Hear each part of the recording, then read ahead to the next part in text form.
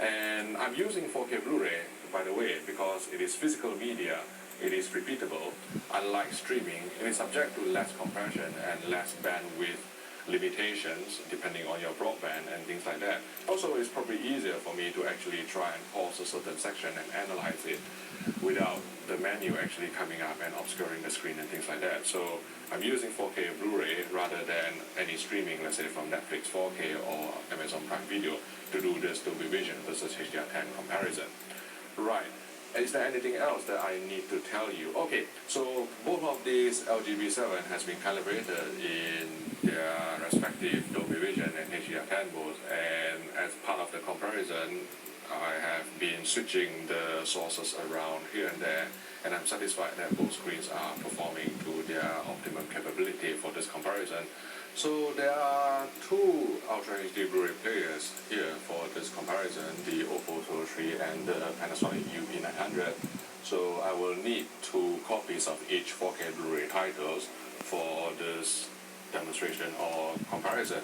So I purchased 2 copies of Despicable Me 2, which is available in Dolby Vision with a base HDR10 layer.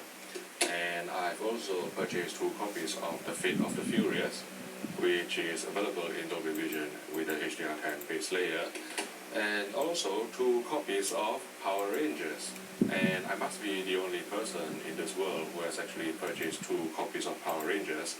And my perennial fear, is that I will forever be remembered as the person who thought that Power Rangers was a movie so good that I bought it twice. But, that's the sacrifice I have to make for comparison for the benefit of the AV enthusiast community. So without further ado, let's get on with the comparison. I'm going to start off with Despicable Me 2.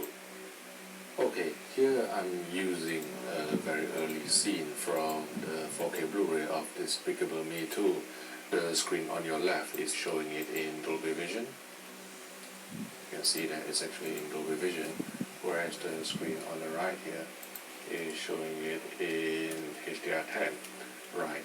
So what we want to pay attention to is the blue sky, and usually a totally uniform background in animated film.